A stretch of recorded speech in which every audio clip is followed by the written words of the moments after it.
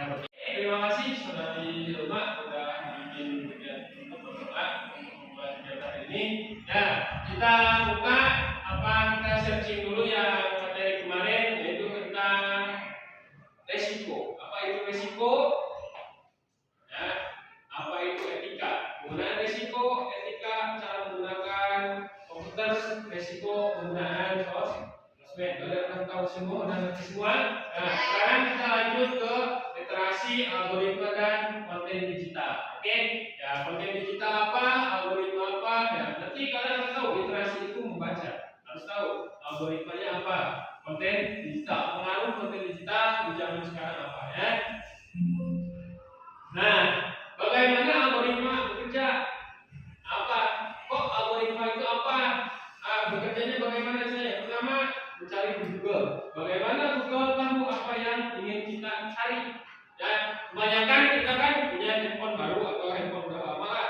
Kita buka Google tiba-tiba ada riwayat lini masa, itu disebut dengan algoritma.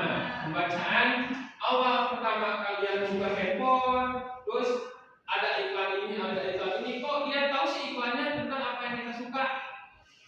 Dan karena algoritma keseharian kita udah terbaca, dan dalam bahasa kitanya ada data siapa? Data kita keseharian, dan ya terus apa rekomendasi konten? Mengapa YouTube atau TikTok selalu menyajikan konten yang kita suka? Benar kan? Tiba-tiba kalian tentang tren tahu-tahu sekarang ada kan? Kok kenapa enggak iklan-iklan yang zaman sekarang? Ada iklan berita muncul nggak di contohnya jarang kan? Nah contohnya saya suka tentang anime Cina. Dia suka TikTok pasti anime Cina. Ya ada orang lain suka berita, dia buka TikTok atau YouTube hasilnya berita semua. Kalau ada konten lain jarang. Karena apa? Algoritma kebiasaan keseharian kalian sudah terbaca aman ya sosialnya. Kok bisa kebaca? Karena kalian pernah mau pencarian beranda kalian, misalkan beranda kalian riset ya, cari apa tren TikTok sekarang. Nanti udah kalian nonton besoknya tiba-tiba buka TikTok ada konten yang sesuai kalian inginkan. Apa ini riwayatnya? Data yang kalian masukkan keseharian kalian sudah terbaca dan tersimpan. Walaupun riwayat pencarian kalian dihapus, setelah ada kecuali kalau handphone kalian disembuh kurang itu ya. Terus kehidupan sehari-hari, algoritma ada di mana-mana mempengaruhi setiap interaksi digital. Jadi interaksi kalian itu kok kehidupan sehari-hari kalian pegangnya digital terus. Coba bayangin dalam 24 jam kalian pikir banyaknya kalian pegang apa? HP kan? Nah, gak mungkin kalian sehari pegang sapu, nah pasti sosial media. Itulah algoritmanya sudah terbaca. Nah, siap. Tadi terus konsep berpikir komputasional atau BK. Berpikir komputasional adalah cara berpikir logis, sistematis, efisien untuk menyelesaikan masalah. Nanti di sini ada poin-poinnya. Poin yang pertama ada dekomposisi, terus poin yang kedua pengenalan pola, terus ada algoritma, ada yang pertama itu dekomposisi dan pengenalan pola. Dekomposisi apa? Nah, dekomposisi itu dalam gambarannya seperti ini. Nah, yang pertama dekomposisi aja memecah masalah besar menjadi langkah-langkah kecil, lebih mudah dikelola. Contohnya apa? Memecah resep nasi goreng. Kok nasi goreng? Nah, kita masukkan ke dunia realita atau dunia sekarang. Bisa saya apa dulu? Nasi goreng di sini menjadi langkah-langkah memasak. Apa yang disebut dengan ada yang kata apa? Input, proses, output. Langkah-langkahnya. Algoritma itu dari pertama kalian bangun, mandi, sholat, siap-siap berangkat, terus ke sekolah, belajar di sekolah, pulang. Nah, itu ada langkah-langkahnya kan? Ada kan? Gak semuanya tiba-tiba kalian bangun tidur tiba-tiba udah di sekolah ya. udah pakai seragam enggak, semuanya ada langkah-langkahnya. Berarti dekomposisi dari hal terkecil, dari hal besar dilangkah-langkahkan menjadi kecil. Terus ada pengenalan pola, mengenali kesamaan atau tren dari berbagai masalah atau kegiatan yang berbeda. Contohnya apa? Mengenali langkah-langkah yang sama saat membuat apa? Berbagai jenis masakan. Ya, jadi kalian tidak mengenal polanya apa? Enggak jadi tuntutan kalian harus tahu satu, tapi harus mengenal banyak. Yaitu misalkan kalian tahu tentang tren ini, tapi tidak tahu tren yang lain. Maksudnya seperti itu. Ya, kalian tahu aplikasi Cici, tapi tidak tahu selain Cici apa aja yang lain. Nah, itu ada apa? Ada ChatGPT, ada Gemini, itu sama aja kesamaan, tapi mencampurnya sama. Kalian tahunya Cici doang, pas ganti sama ChatGPT kalian itu pada sama.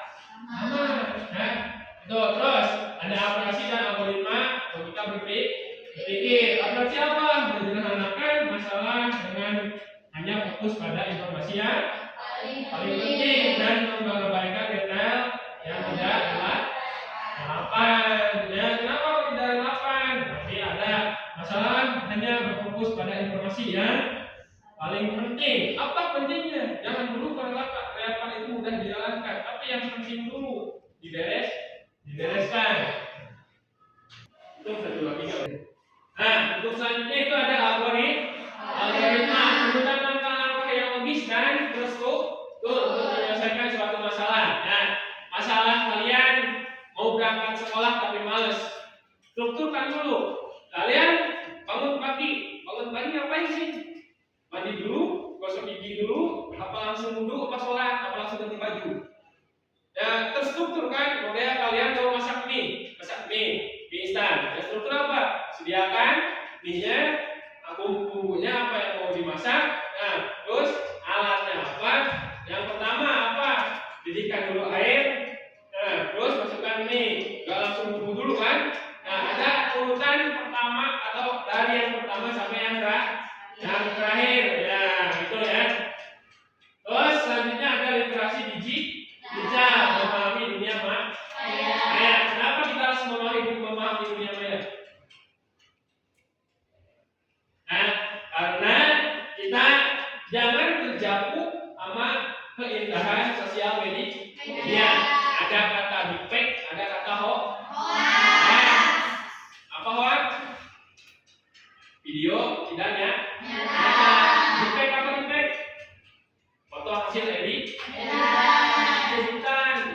Nah, sekarang banyak ketipu sama itu sorotannya ya. Resiko penggunaan sosial media lebih ke deepfake atau hoax.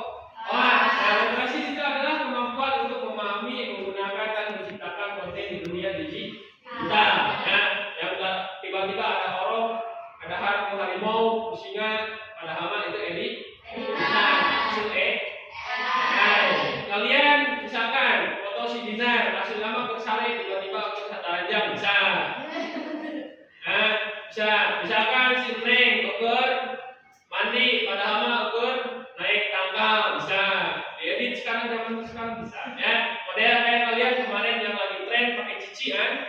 Bukan foto nama ukur kumaha melolok tiba-tiba jadi ongkos ARD.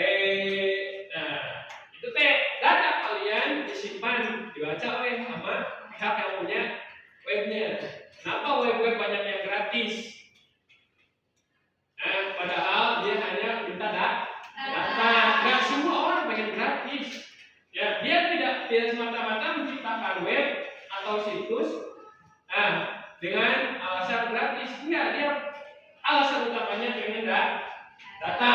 Nah, terus TK dan konten digital sinergi dan menyusun ide manajemen digital Nah, ini nanti rata-rata kalian buat kalau bikin konten dari awal sampai terakhir bagaimana cara trending. Oh, ini ada kelas atau tidaknya nanti akan terbaca algoritmanya ya.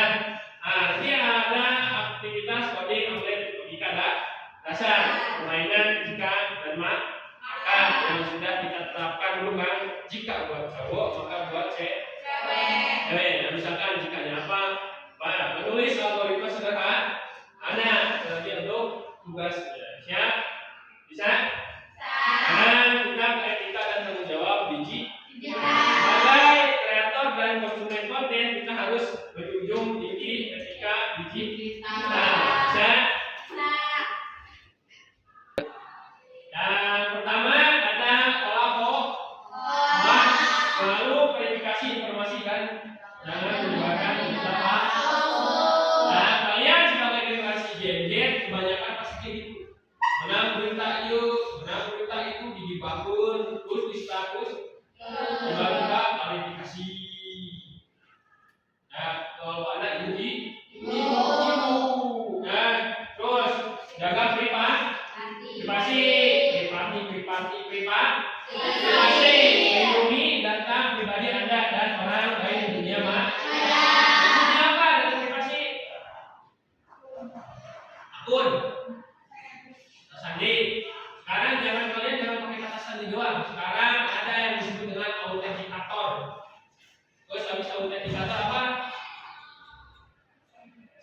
Space. Sandimu. Selain sidik jari. Nah, terus yang paling aman apa? Yang paling aman itu autentikator. Google bisa. Sekarang email kalian bisa pakai Google autentikator. Bisa. Nah, verifikasi dua langkah. Nah, siapa yang udah pernah nyobain pakai autentikator? Sok enggak? Nah, nanti cobain aja. Yang paling enak itu Google autentikator. Kenapa paling enak? Karena dia tiap 15 detik sandinya ganti. Berubah. Ya, mau dicontohkan nih, saya contohkan bentar. Nih, Google autentikator kayak gini nih. Nah, tuh, dia ganti berubah tuh. Nah, ini waktunya muter. Tuh. Dia 15 detik, nanti dia sandinya berubah semua. Ganti semua. Nah, nanti kalian lihat di sini ini buat sedikit contoh saja. Sandi yang kalian amankan. Nanti waktunya habis, ininya akan merah. Nanti ganti lagi. Nah, ganti sendiri gerak, ganti lagi. Tuh. Nah, kayak gini untuk yang lebih aman.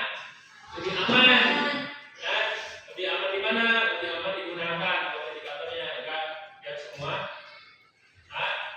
aman.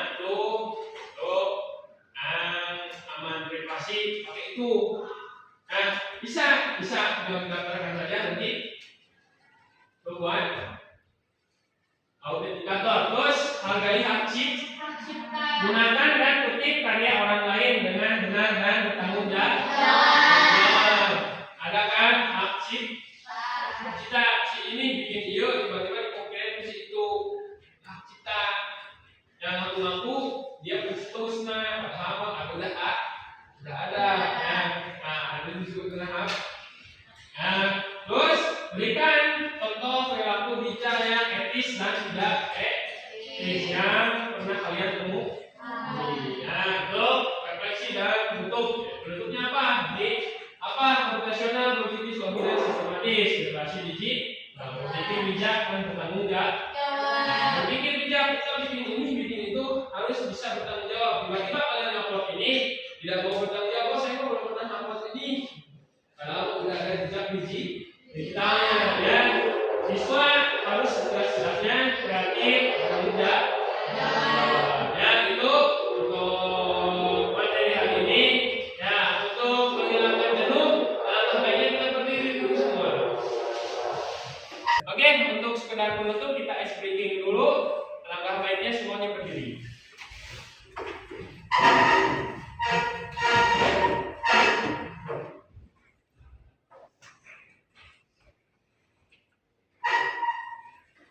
Ya, udah siap? Ya. Ready? Go! Oke, semangat untuk kita penutup kali ini. Nah, semua tangan di atas. Angkat, terus silakan.